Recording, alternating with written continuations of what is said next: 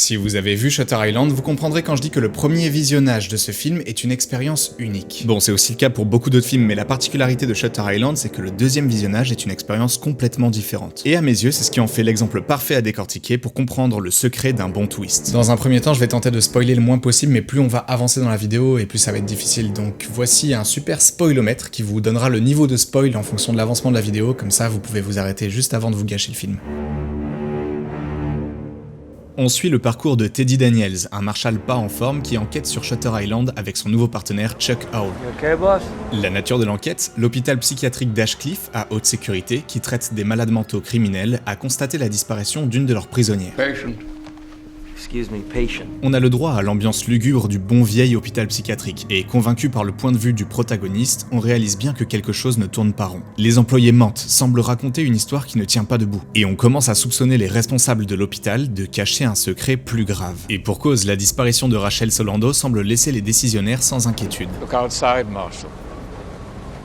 Why do you think? Et en parallèle, l'état psychologique de notre protagoniste semble se dégrader depuis son arrivée sur l'île. Entre les cauchemars qui le ramènent en pleine Seconde Guerre mondiale ou avec sa défunte femme, deux événements qui semblent l'avoir sévèrement traumatisé, et les migraines extrêmement douloureuses, il passe le pire séjour de sa vie. Mais Teddy Daniels cache quelque chose depuis le début. Did you ever meet a patient named Andrew Latus? La véritable raison de sa présence. What I'm doing, it's not exactly by the book. L'enquête sur la disparition de Rachel Solando est une couverture. La raison personnelle de sa venue est de rencontrer l'assassin de sa femme, Andrew Latus. Andrew Latus lit the match that caused the fire that killed my wife. Et la dernière couche qui vient rajouter de l'urgence, c'est la tempête naissante qui arrive progressivement sur l'île. Storm's coming. Si on s'arrête là, ça fait déjà un super film. On a plein de couches de mystères qui s'ajoutent les unes sur les autres, ça crée plein de questions à la fois, et on se demande comment la conclusion du film pourrait résoudre toutes ces pistes différentes en une seule réponse satisfaisante. On a aussi tous les éléments du thriller psychologique, et y a rien de plus agréable qu'un film qui a compris les codes de son propre genre. À savoir, dans un bon thriller, l'enquête du crime doit devenir personnelle pour le héros, et dans un thriller psychologique, l'état mental et la moralité du protagoniste sont remises en question. Ce qui alimente le mystère, c'est notre capacité à anticiper, à analyser, à corréler tout ce qu'on voit pour tenter de deviner la conclusion avant le héros. On veut savoir ce que cache cette institution, car ils ont clairement quelque chose à cacher. Nos sens nous poussent alors à chercher le dessous de chaque réplique, sans bien comprendre ce qu'elle recèle. On écoute des personnages nous donner leur version, et pour chaque phrase, on essaye de délier le mensonge de la vérité. Sauf que Teddy Daniels a une longueur d'avance sur nous. On ne l'apprend qu'au tiers du film, mais il a fait ses devoirs sur Ashcliffe. L'homme qui l'a interrogé avant de venir, lui a parlé des expériences que l'hôpital conduit en secret, des expériences sur l'esprit. They're experimenting on people here. La théorie tient, si ces gens peuvent manipuler les esprits, cela expliquerait les mensonges et les témoignages copiés-collés qu'on n'a pas cessé d'entendre. Et au moment où il nous dévoile cette théorie, il nous dévoile aussi l'indice qu'une patiente lui a filé en scred quand personne ne regardait. Run. C'est alors que Chuck décide d'entrer à fond dans la théorie de Teddy, connectant bout à bout toutes les informations pour en venir à une nouvelle conclusion. We came in for Rachel Solando. Where's one shred of evidence she even existed? All they had to do was fake an escape to get you here, and now they have you. Now they have us both. Here, now! Nacho, are you out here? Le rythme est parfait, les enjeux progressent régulièrement et ici, le danger pour le protagoniste devient palpable. Il n'est désormais plus question seulement de retrouver une patiente évadée ou l'assassin de sa propre femme, il faut que Teddy quitte cette maudite île avant qu'il ne soit trop tard, avant que les dirigeants de l'hôpital ne le fassent taire, qu'ils ne le fassent disparaître. Mais c'est sans compter sur la tempête, aucune traversée n'est possible tant que la mer est agitée. Coincé sur cette île dans cette ambiance de paranoïa naissante, Teddy Daniels continue d'enquêter. Ce qui est intelligent dans cette progression, c'est qu'on a la sensation que le mystère avance. On en sait plus petit à petit. Bon, à partir de là, faut que j'accélère, parce que résumer chaque événement n'était pas le but de la vidéo, donc si vous avez pas vu le film, je vous conseille de vous arrêter ici, ça vous fait déjà un bon gros trailer pour un chef-d'œuvre qui devrait pas avoir de mal à vous convaincre. Rachel Solando est retrouvée, ce qui rend tout ça encore plus mystérieux. Teddy décide de profiter des dégâts de la tempête pour tenter de retrouver Andrew Latus dans l'ancien fort militaire, là où ils enferment les plus dangereux. Tag, you're it. Teddy manque de tuer un taré qui lui a sauté dessus. Puis il trouve George Noyce, son informateur qui lui avait parlé des expériences menées par l'institution. You're a fucking rat in a maze. George le met en garde contre le fantôme de sa femme qui serait la cause du problème et l'avertit de se méfier de son partenaire. Teddy décide d'aller au phare, refuse de regarder le rapport sur Andrew Ladis que lui amène Chuck. Il rencontre la vraie Rachel Solando qui lui explique toute la conspiration et lui dit qu'il est sûrement abreuvé de psychoactifs depuis son arrivée sur l'île parce qu'ils vont tenter de le convaincre qu'il est fou comme ils l'ont fait pour elle. Retour à l'hôpital le lendemain, il se laisse pas faire. Il applique même le conseil de George Noyce en décidant de laisser tomber les visions de sa femme. Mais bon, il comprend pas trop pourquoi ça marche pas et qui est cette petite fille qu'il voit régulièrement. Il court jusqu'au phare, monte jusqu'au dernier étage pensant trouver un laboratoire expérimental illégal mais tombe sur le docteur Cowley qui l'attendait. Et c'est à ce moment que viennent les explications et le twist final. Why are you all wet, baby? On lui dit qu'il est fou, en gros, et que depuis le début, tout ça n'est qu'une grande mise en scène qui tentait à le faire venir lui-même à la conclusion que son délire ne tenait pas debout. Son délire qui serait un mécanisme de défense pour lui éviter d'avoir à faire face à la vérité. Il est lui-même Andrew Ladis. Baby? Why are you all wet?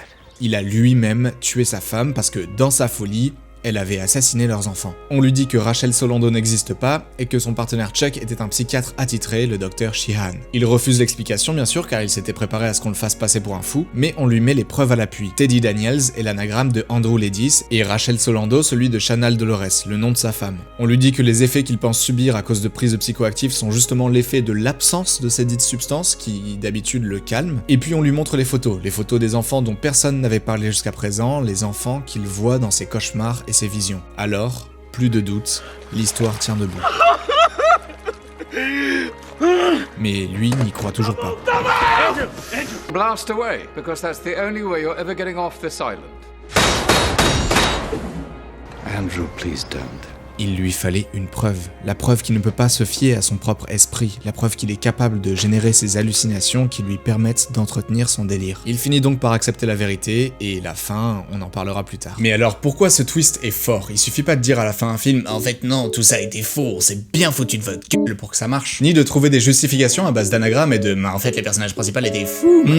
Pour qu'un twist marche aussi bien que celui-là, il faut pouvoir regarder le film à nouveau et avoir appris à relire les scènes grâce à la révélation. Petit exemple avec cette arrivée sur l'île au tout début du film. Boys seem a little on edge, Mr. McPherson. Right now, Marshall, we all are.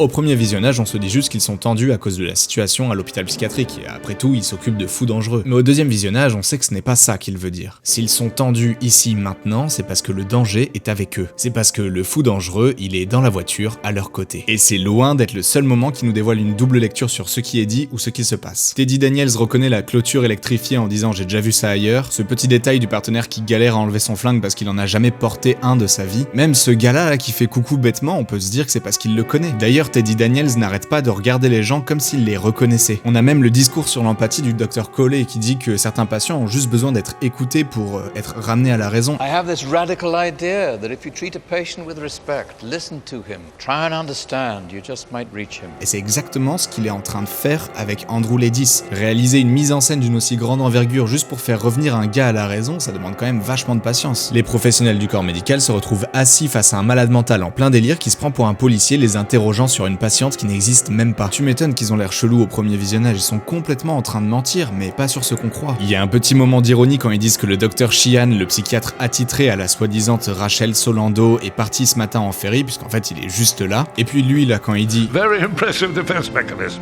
il est pas en train de se moquer d'un officier de police, il est en train d'analyser un patient à lui. Men like you are my specialty. Il y a ce moment hyper chelou au premier visionnage quand Teddy Daniels demande à une patiente si elle connaît Andrew Ladis et elle se met à paniquer complètement. C'est qu'au second visionnage qu'on comprend que c'est parce qu'elle a Andrew Ladis sous les yeux. Et la théorie de Teddy Daniels comme quoi tout le monde aurait plus ou moins la même version de l'histoire est totalement avérée. La suffisance avec laquelle les dirigeants de l'hôpital traitent la disparition d'une de leurs patientes, le charabia raconté par la fausse Rachel Solando quand elle est retrouvée et le sermon mystique de George Noyce, tout prend beaucoup plus de sens au second visionnage. Chaque réplique, chaque regard, chaque petit détail fait référence à cette information qu'on n'a pas encore. Ce mec est un barjot. Pardon, une personne atteinte de maladie mentale. Enfin, lui, c'est un beau barjot quand même. Who did this to you, George? Même lors de la première scène, on peut s'amuser à analyser un peu. Premier plan, on sort du brouillard, donc l'intrigue du film risque d'être brumeuse. Introduction du protagoniste dans le miroir. On ne connaît pas sa véritable identité, on ne connaît que ce qu'il projette de lui, son alter ego. Et quand il dit à son nouveau partenaire que sa femme est morte dans un incendie, celui-là secoue la tête, l'air de dire « Pas du tout, mais quoi ? Mais c'est des salades, hein !» Bon d'accord, ce détail c'est peut-être de la surinterprétation. Un twist, par définition, c'est un tournant causé par une révélation. On nous révèle une information jusqu'alors inconnue qui vient remettre en question ce qu'on savait, ou ce qu'on croyait, être la nature d'un personnage ou la nature de l'histoire. Et une bonne révélation ne nous révèle pas qu'une simple information, elle nous révèle tout le film. On revoit tous les événements sous un autre angle qui nous est révélé par le twist. Dans Shutter Island, chaque scène est pensée sous deux lectures différentes. La première lecture ignorant la révélation et la seconde lecture prenant en compte la révélation. Ce qui rend les dialogues très énigmatiques bien que chargés de sens. Deux autres de mes films à twist préférés qui font ça très bien, c'est Memento de Christopher Nolan et The Game de David Fincher. Mais j'en dis pas plus comme ça, je vous laisse découvrir pour ceux d'entre vous qui les auriez pas encore vus. Avant de décortiquer la dernière scène du film et de récapituler les éléments pour un bon twist, n'oubliez pas de vous abonner. Si c'est pas déjà fait, je propose plein d'analyses cinéma de ce genre, une vidéo par semaine, et suggérez-moi le prochain film à analyser en commentaire. Récapitulons ce qu'il faut pour faire un bon twist. On doit respecter les codes du genre, rendre l'intrigue personnelle et remettre en question la perception du narrateur. On doit avoir un mystère qui progresse avec de multiples petites révélations cachées au cours du film, et des tentatives du protagoniste pour se libérer de l'énigme dans laquelle il est coincé. Il faut que le mystère de chaque scène soit alimenté par la seule information qui nous manque pour que la seconde lecture en soit enrichie. Et enfin, il nous faut une fin mystérieuse avec une dernière petite révélation satisfaisante. Je vous ai gardé le meilleur pour la fin. La fin du film. Je vous ai gardé le meilleur du film, sa fin, pour la fin de la vidéo. Enfin, lorsque Teddy comprend qu'il est lui-même Andrew, il finit par confesser la vérité qu'il a enfin acceptée. Mais le Dr. Cawley lui dit ceci. We broke through once before, 9 months ago, and then you regressed. You reset Andrew. Like a tape playing over and over on an endless loop. La dernière scène est alors une dernière discussion entre le Dr. Sheehan et Andrew, sous l'observation du Dr. Cawley, Dr. Nehring et du directeur de l'hôpital. Alors que Dr. Sheehan passe juste prendre des nouvelles, Andrew l'appelle Chuck et lui dit qu'ils doivent quitter l'île. Dr. Sheehan regarde le groupe de décisionnaires et leur envoie un signal négatif, déçu car ils auront tout tenté. Andrew croit à nouveau être le marshal Teddy Daniels, il est déjà retourné se réfugier dans son délire. Alors que le comité se dirige vers Andrew pour l'emmener à sa lobotomie, autant dire la fin de sa vie consciente, Andrew pose une dernière question ambiguë à son docteur. Which would be worse? To live as a monster? Or to die as a good man? Dr. Sheehan comprend. Andrew ne croyait pas ce qu'il disait, il n'est pas en plein délire. Il ne se prend pas pour Teddy Daniels, il ne se retourne même pas à la mention de ce nom. Teddy? Car il s'appelle bien Andrew Ladis. Il a tué sa femme et a tout fait pour se le cacher à lui-même pendant des années. Mais plus maintenant. Il a simplement décidé qu'il valait mieux ne plus être, sûrement par peur de retourner dans son illusion, de vivre comme un monstre. Il préfère mourir comme un homme bien. C'est une fin triste, mais qui ne tente pas d'idéaliser la rédemption impossible d'un esprit trop fracturé. Mais c'est surtout une fin qui comporte un mini-twist, une mini-révélation. On croit qu'Andrew délire jusqu'à ce que sa question déstabilise cette croyance. Et on ne nous dit jamais s'il est réellement en train d'alimenter l'illusion ou non. C'est à nous de déduire dans quel état mental il est au vu de ses dires et ses actions. Une petite ouverture mystérieuse qui conclut le film par une dernière énigme satisfaisante.